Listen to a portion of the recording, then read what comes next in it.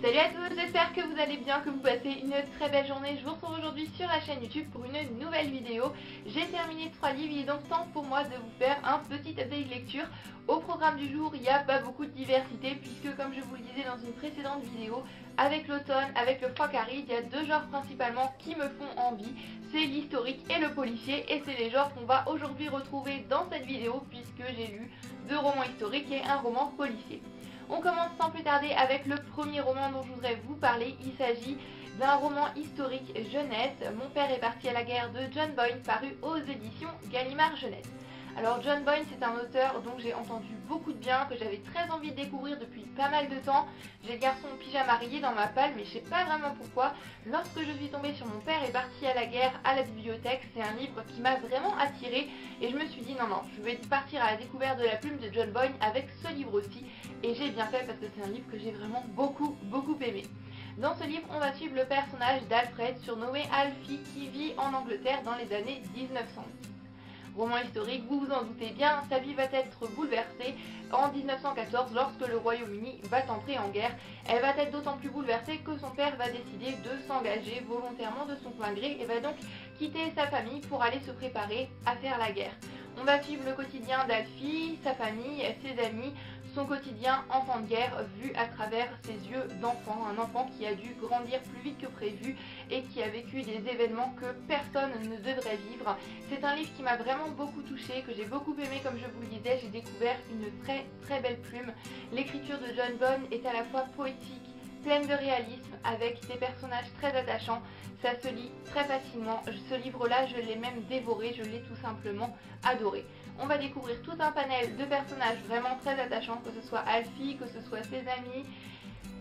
Et à travers chacun des personnages, l'auteur va nous apporter une opinion, un point de vue, et chaque personnage a une signification, chaque personnage a un but, si je puis dire. On a le personnage d'Alfie qui est un enfant, on a des personnages qui sont pour la guerre, d'autres qui sont contre, des personnages comme le père d'Alfie qui vont décider de s'engager volontairement de leur plein gré et d'autres qui vont décider de fuir. On a des personnages enfants, on a des personnages adultes, on a des Britanniques, on a des étrangers. Et j'ai beaucoup aimé cette idée que chaque personnage, comme je le disais, représente un petit peu une opinion, un point de vue. C'est très intéressant et j'ai beaucoup appris grâce à ce livre. Comme quoi, même si c'est de la littérature jeunesse, ça peut être très intéressant et on peut apprendre pas mal de choses. Le deuxième petit point que j'ai beaucoup apprécié, c'est le fait que ce soit du point de vue britannique. John Boyne est un auteur britannique, donc il a écrit sur son propre pays, mais c'est vrai que la plupart des livres que j'ai pu lire sur la Première Guerre mondiale auparavant étaient des livres qui se déroulaient en France, et j'ai trouvé ça très intéressant de lire un livre qui se passe dans un autre pays, même si que vous lisiez un livre sur la Première Guerre mondiale du point de vue allemand, britannique, français, espagnol ou je ne sais quel pays, l'horreur restera la même et n'aura absolument pas de nom. Et bien j'ai trouvé que c'était quand même intéressant de changer un petit peu de pays, d'avoir une autre vision. C'est comme quand vous lisez un livre sur la Seconde Guerre mondiale, je trouve que c'est aussi intéressant parfois de lire des livres du point de vue allemand, même si, bien évidemment, l'horreur reste la même, quel que soit le livre que vous allez lire. Donc pour résumer, ce livre, c'était une très belle découverte qui m'a beaucoup appris, mais ce que je retiens surtout de ce livre, c'est que la guerre brise des hommes, mais brise aussi des familles. Un livre que je vous invite grandement à découvrir pour les personnages, pour l'histoire très bien écrite, pleine de rebondissements, des personnages qui vont vous faire fondre votre petit cœur. C'est tout simplement magnifique et une chose est sûre, je vais découvrir d'autres livres de John Boyne. J'ai ensuite enchaîné avec un roman qui reste dans un univers assez sombre puisqu'il s'agit d'un policier et c'est L'Appel du coucou de Robert Galbraith qui n'est donc autre que J.K. Rowling, le premier tome de la saga du détective Cormoran Stracke paru aux éditions Grasset. Alors ce livre-là, vous en avez probablement entendu parler puisque quand il est sorti, il a fait pas mal de bruit puisque c'est une saga policière écrite par J.K. Rowling et il y avait tout un tas d'avis super élogieux et j'ai l'impression que plus ça allait, moins les avis étaient bons. Mais je me suis pas trop fiée à ça, je suis tombée dessus à la bibliothèque. Comme je le disais, j'avais très envie de lire des policiers, je me suis dit que c'était le moment ou jamais. Et je me suis plongée dans ce livre et finalement je ressors avec un avis un petit peu mitigé, on va dire. Pour commencer par le commencement, je vais vous résumer l'histoire. Dans ce livre, on va bien évidemment suivre le détective Cormoran Stracke, qui est un ancien de l'armée, il est allé en Afghanistan, il a perdu une jambe, il est donc revenu dans son Angleterre natale et a décidé de monter sa petite boîte de détective. Les temps sont un petit peu durs, il a un petit peu de mal à joindre les deux bouts, mais il a sa secrétaire Robin sur laquelle il compte beaucoup, qui est vraiment une grande aide, et ils mènent le cabinet un petit peu comme ils peuvent. Et un jour, ils vont avoir une enquête très particulière à mener. Il y a quelques mois, une top modèle très connue s'est défenestrée. Donc l'affaire a été vite classée, ça a fait tous les médias.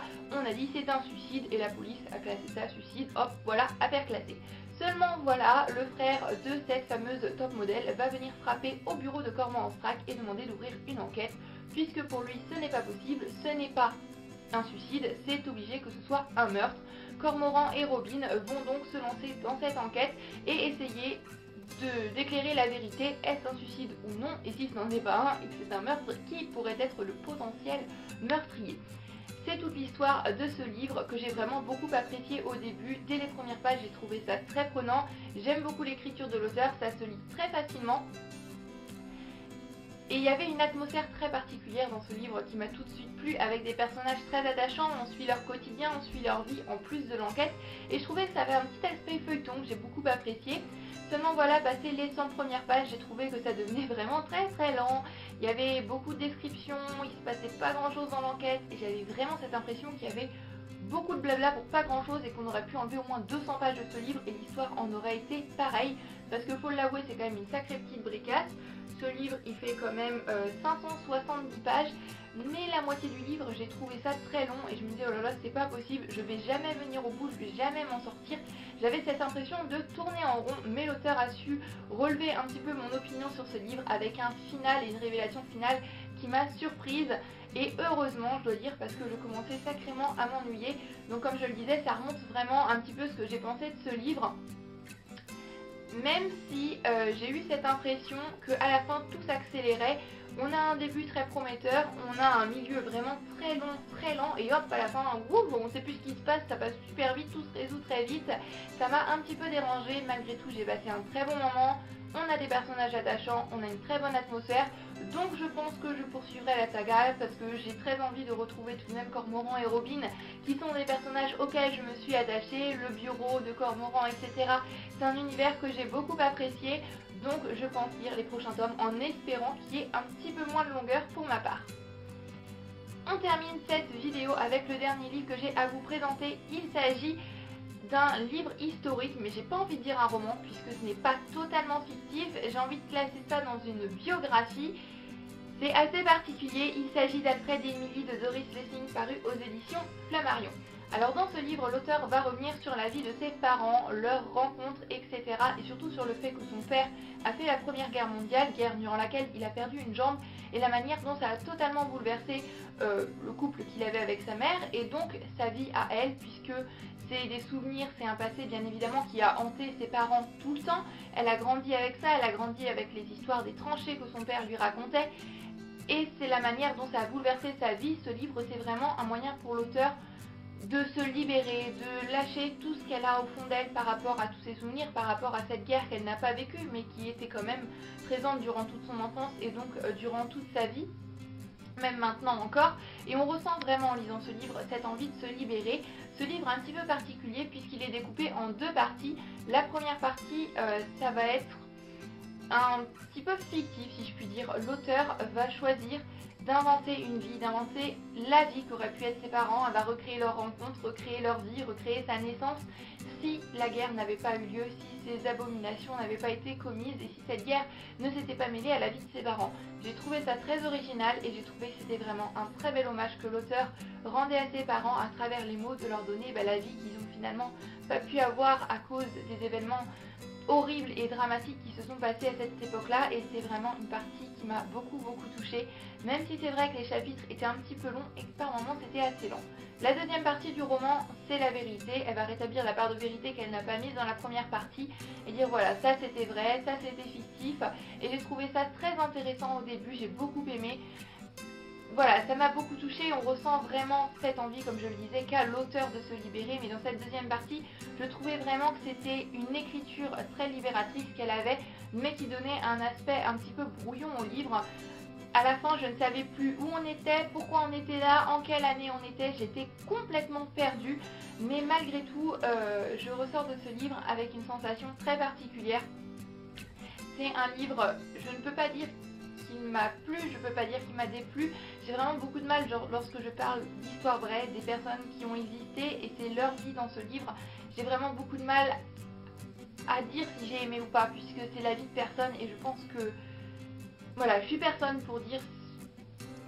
Voilà, j'ai beaucoup de mal à mettre des mots là-dessus, mais pour moi, parler d'une biographie, parler d'une autobiographie, des histoires vraies, j'ai beaucoup de mal à donner mon avis sur le livre, si vous voulez. Mais on ressent vraiment la puissance de l'écriture de l'auteur, cette envie qu'elle a de se libérer. Je le redis encore une fois, mais c'est vraiment très poignant. C'est vraiment ce que j'ai ressenti en lisant ce livre, et c'est un livre qui m'a beaucoup touchée. D'autant plus que j'ai découvert une très belle plume, donc je pense découvrir d'autres livres de Doris Lessing. Si vous vous intéressez un petit peu à la Première Guerre mondiale, et notamment à comment ces événements peuvent bouleverser non seulement une famille, mais les générations qui suivent, puisqu'en ça bouleverse les parents, mais les enfants ensuite vivent dans le traumatisme des parents qui peuvent transmettre à leurs enfants, etc., etc., en quelque sorte une boucle infernale, et bien ce livre vous intéressera. J'ai trouvé par moment que c'était vraiment un livre très intéressant, malgré l'aspect brouillon et l'aspect longueur. Comme je le disais, je pense que c'est un livre que l'auteur a d'abord écrit pour elle-même, pour se libérer et pour mettre des mots sur ce qu'elle ressent, sur ce qu'elle a vécu lorsqu'elle était enfant, et pour rendre vraiment un très bel hommage à ses parents. Donc c'est un livre que je peux vous recommander, même si c'est vrai que c'est un style qui est assez particulier, c'est une biographie. Et comme vous le voyez, j'ai vraiment beaucoup de mal à mettre des mots sur ce que j'ai ressenti, mais une chose est sûre, c'est que ce livre m'a fait ressentir quelque chose. Donc voilà, j'en ai terminé pour cette vidéo, j'espère qu'elle vous aura plu. En attendant la prochaine, je vous souhaite à tous, bien évidemment, d'excellentes lectures. Prenez grand soin de vous, à très bientôt dans une prochaine vidéo. Bye bye.